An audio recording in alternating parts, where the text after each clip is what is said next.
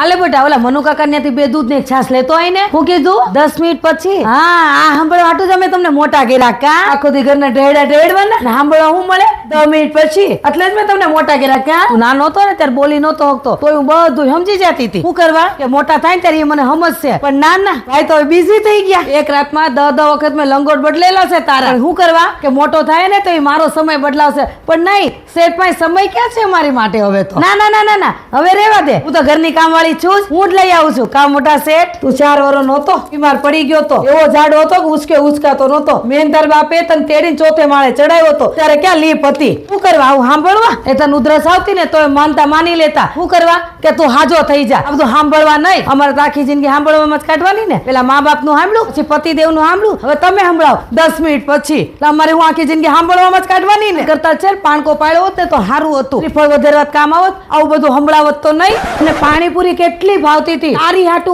હાટું થઈને મેં 9 મહિના તો પાણીપુરી ન ખાધી. શું કરવા આ બધું સાંભળવા 10 મિનિટ પછી. અમાર માવું અમને કામ સીનતી ને તો મોઢામાં કોળે હોય ને તો દોડવું પડતું હતું.